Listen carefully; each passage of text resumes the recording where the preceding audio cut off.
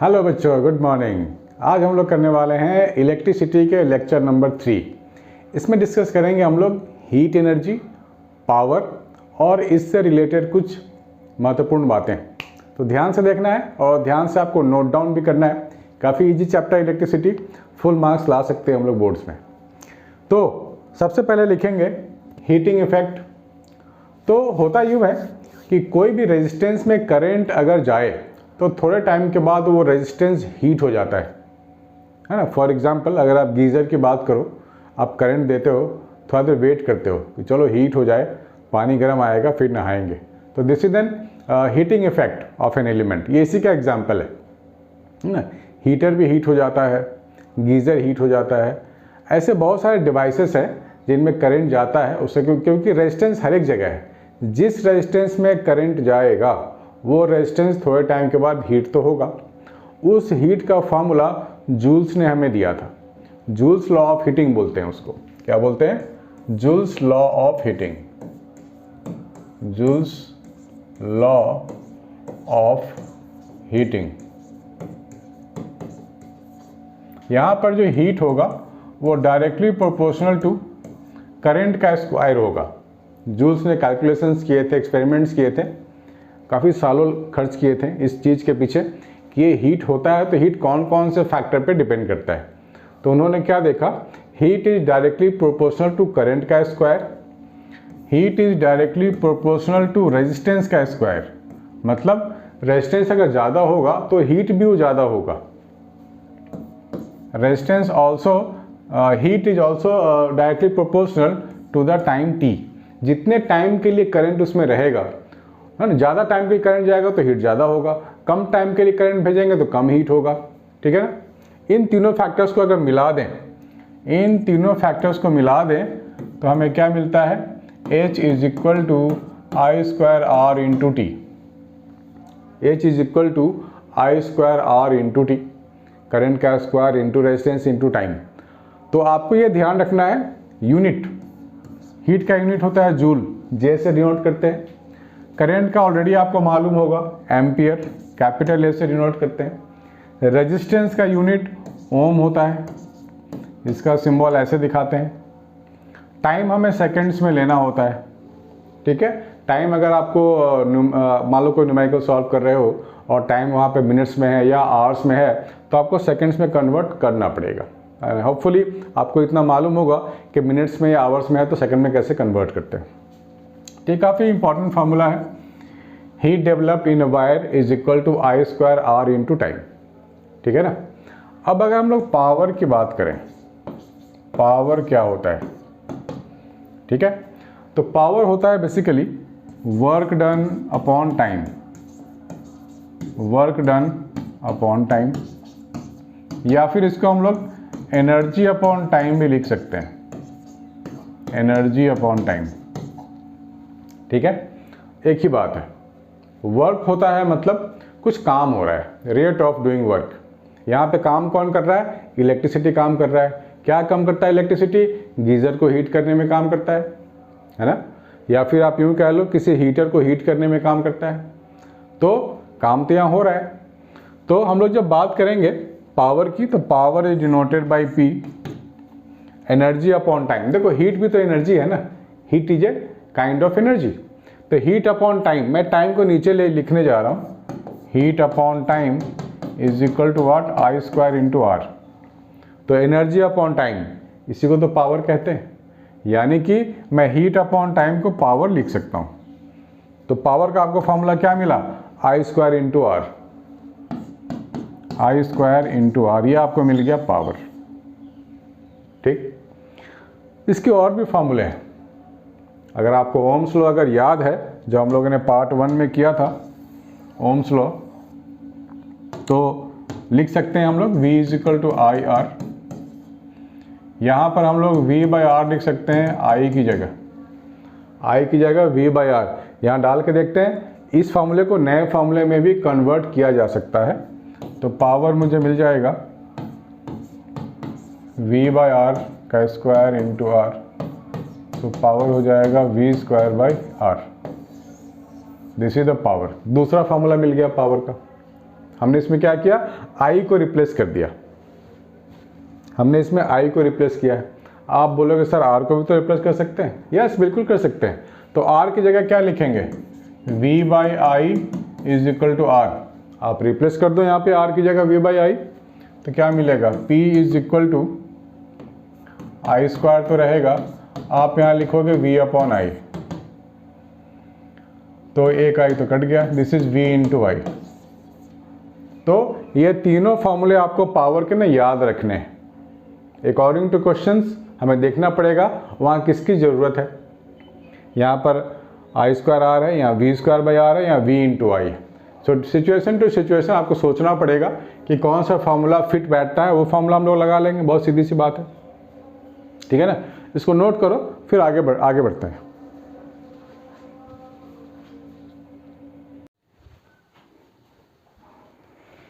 हाँ तो बच्चों, अब टाइम आ गया है कि जितने भी हम लोग फार्मूले सीखे हैं, जितने भी चीज़ें हम लोगों ने अभी तक देखा है, सबको अप्लाई करने का टाइम आ गया है।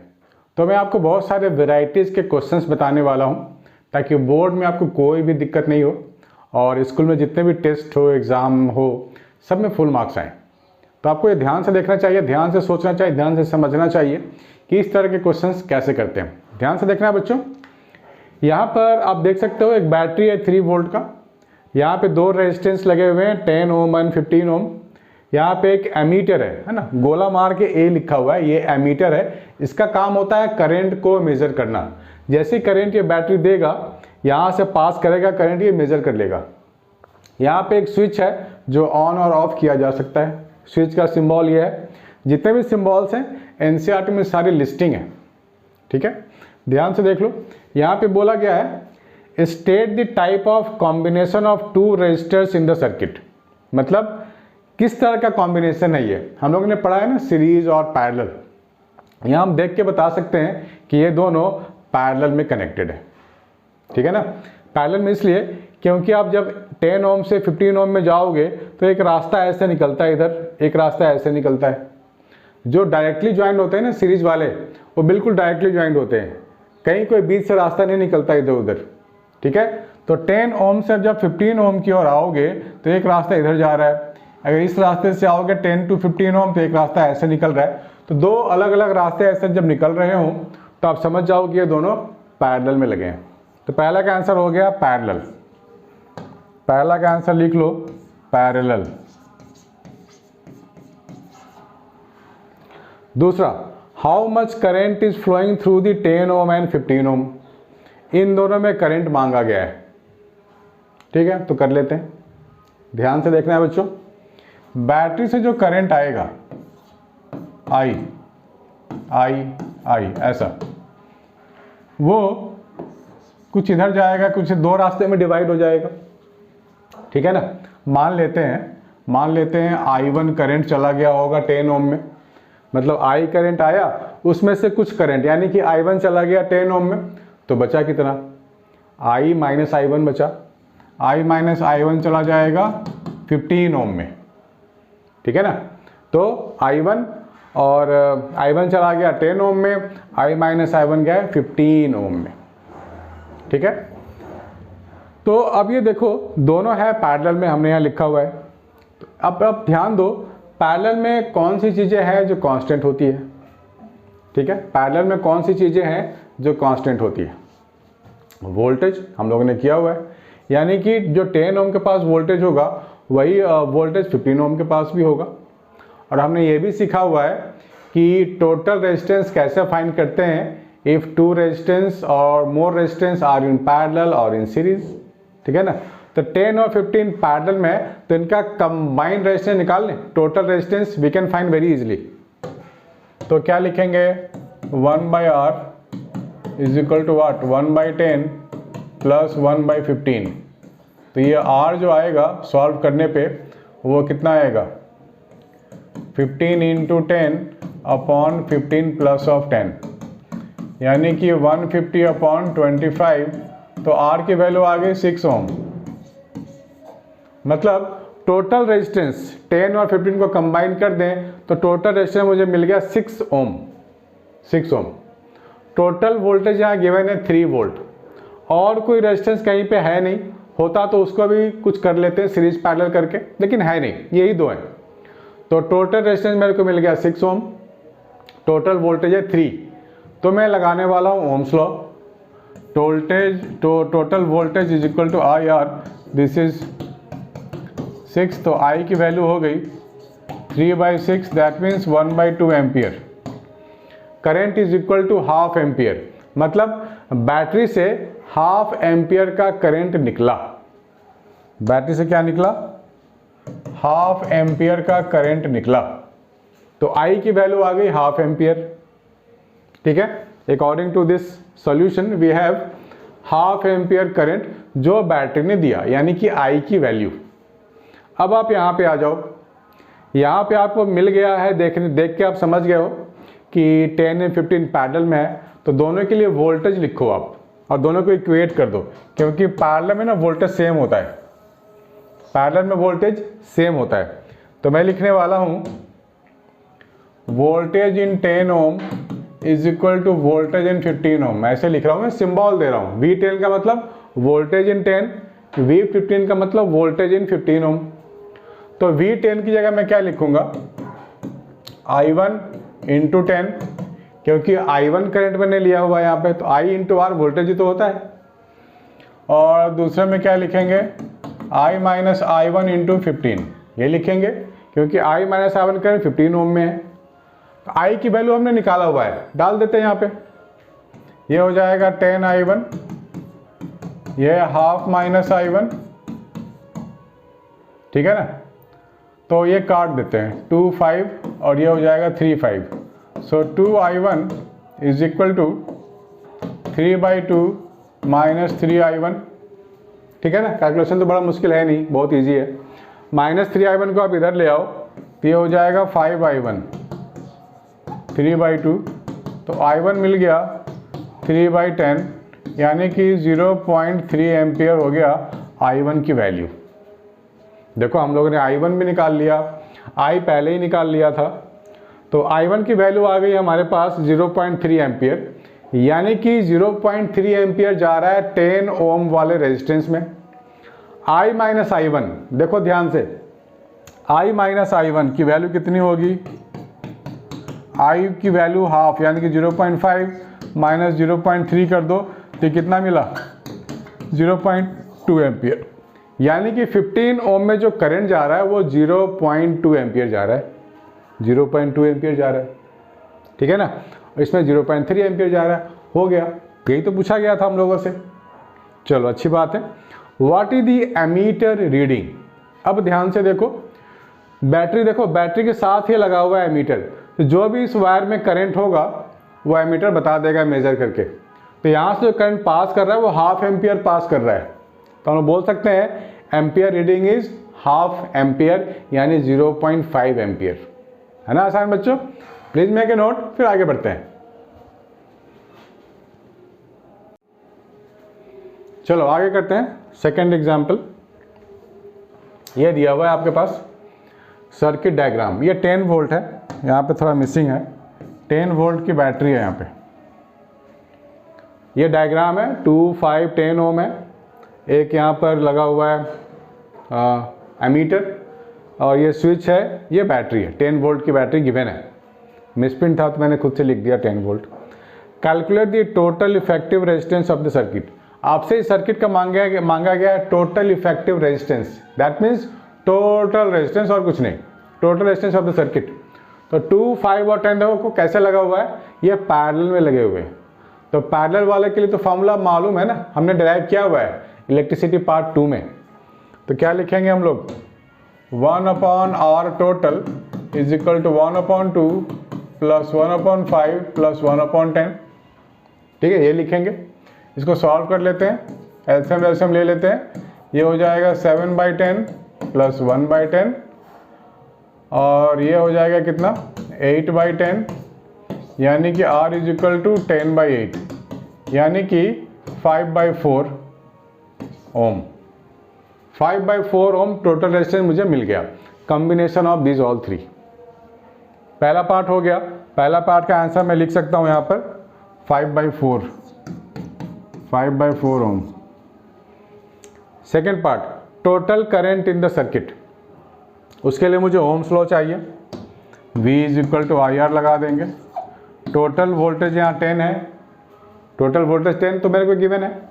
करंट मुझे फाइंड करनी है, R मैंने अभी अभी फाइंड किया 5/4, तो I मेरे को मिल गया 8 एम्पियर।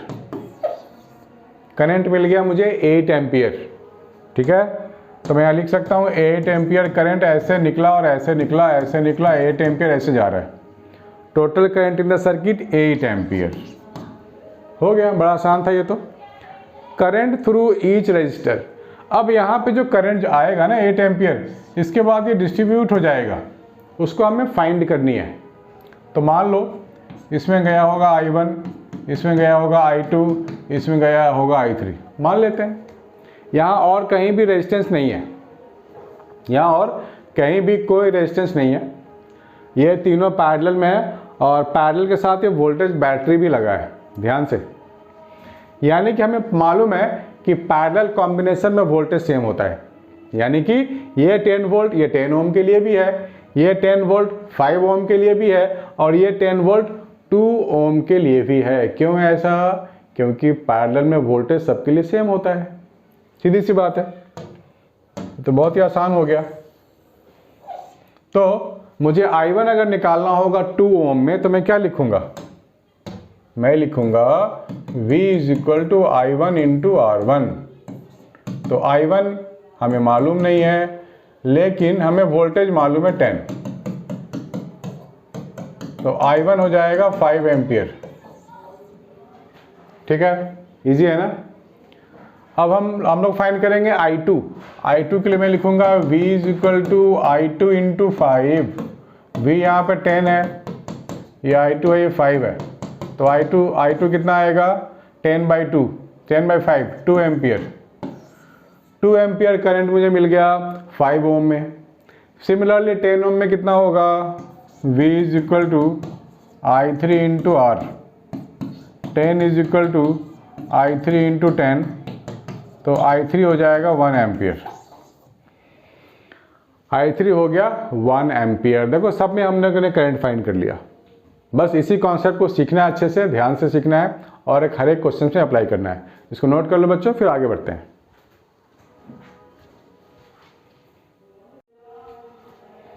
चलो ये क्वेश्चन कर लिया, थोड़ा सा आगे बढ़ते हैं। ये क्वेश्चन आ गया, a metal wire has a diameter 0.25 millimeter, mm means millimeter, and electrical resistivity given है। What will be the length of this wire to make resistance 5 ohm? Resistance 5 ओम होने चाहिए, उसके लिए लेंथ कितनी होगी? तो हम लोग ने फार्मूला किया था रेजिस्टेंस वाला, अगर आपको याद है तो R is equal to rho L/A। अरे बहुत ही छोटा सा फार्मूला है, बहुत ही अच्छा फार्मूला है, इसके लिए बिल्कुल फिट बैठता है फार्मूला। डायमीटर, देखो कोई भी वायर होता है तो उसका डायमीटर तो होता है ना, उसका जो फेस होता है सर्कुलर होता है किसी भी वायर का, तो यहाँ कुछ डायमीटर तो होता है। और एरिया, तो एरिया ऑफ द फेस हम लोग क्या लेते हैं? πr² लिखते हैं ना, किसी भी फेस का एरिया πr²। तो सॉल्व कर लेते हैं इस फॉर्मूले के अकॉर्डिंग। रेजिस्टेंस 5 ओम है, तो R की जगह मैं लिखूंगा 5। रेजिस्टिविटी मीन्स ये जो P जैसा लग रहा है ना, इसको बोलते हैं resistivity.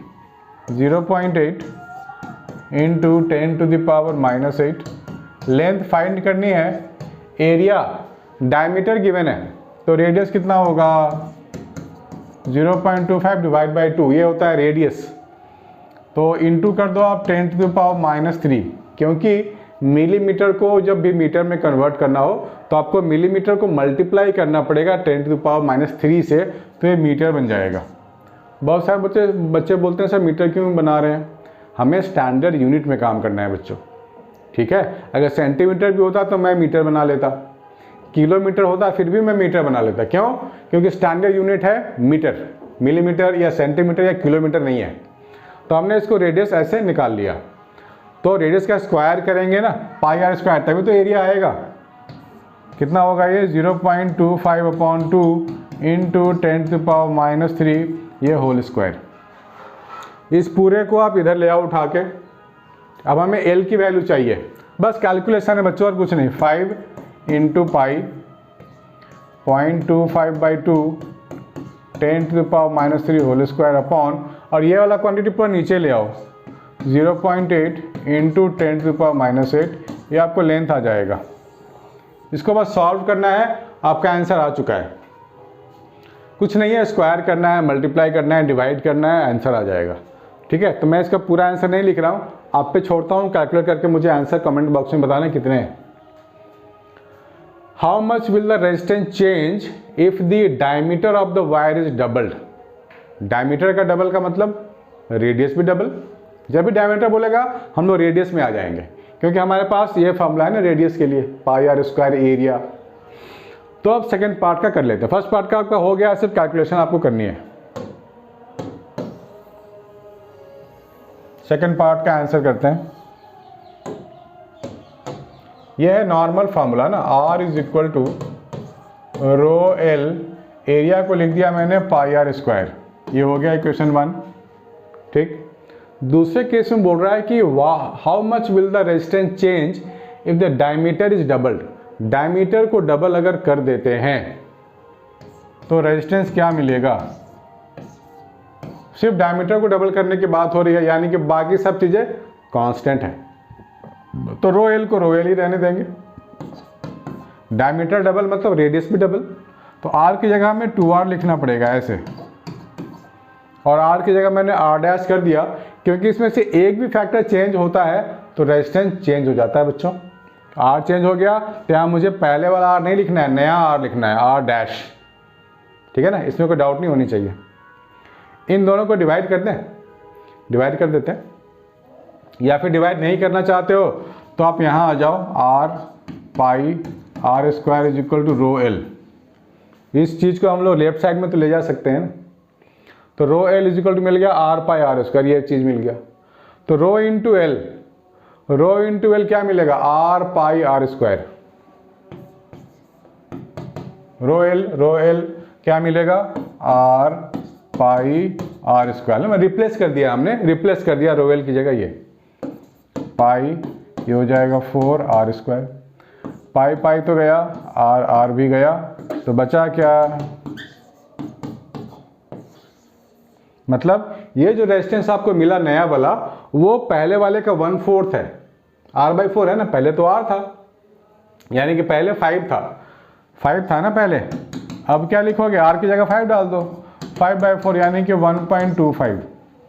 So new resistance is 1/4 of the initial.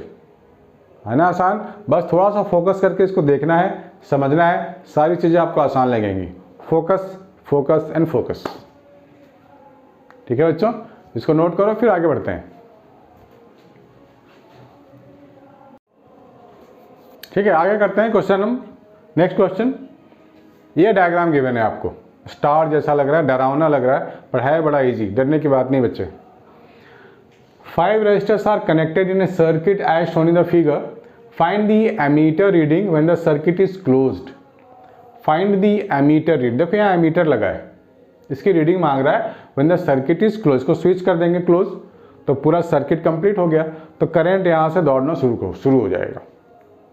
ठीक है ना, फाइंड द एमीटर रीडिंग मतलब यहाँ पे जो करंट यहाँ से गुजरेगा ना, उस करंट की वैल्यू मांग रहा है। बैटरी से जो करंट जाएगा वही घूम फिर के वापस आता है ना करंट, तो जैसे ही करंट एमीटर से जाएगा वो रीडिंग आपसे मांग रहा है। ठीक है, तो सबसे पहले इतना जो भयंकर सा सर्किट लग रहा है, कॉम्प्लेक्स लग रहा है, इस सर्किट को पहले सिंपल बना लेते हैं। है ना, हम लोग कॉम्प्लेक्स सर्किट को भी ना सिंपल बना के सॉल्व किया जा सकता है, बस दिमाग थोड़ा ठंडा होना चाहिए, फोकस होना चाहिए। अब ध्यान से देखो, 3 ओम ये वाला, यानी कि R1 और R2 देखो डायरेक्टली अटैच है, इस वायर का एंड इस वायर से जुड़ा हुआ है, डायरेक्टली जुड़ा हुआ है ये, यानी कि ये दोनों सीरीज में है। इस तरह का जहाँ भी 2 वायर डायरेक्टली जुड़े हों, या ऐसे हो या ऐसे हो या जैसे भी हो, लेकिन डायरेक्टली अगर जुड़े हों, that means this 2 are in series. तो सीरीज वाले में क्या करते हैं, सिंपल ऐड R1 + R2, यानी कि 3 + 3 6 ओम। ठीक है ना, 6 ओम, 3 ओम हो गया ये, इसको ऊपर ऐसे ऐसे ऐसे ऐसे लगा दो 6 ओम, 6 ओम। यह एमीटर है,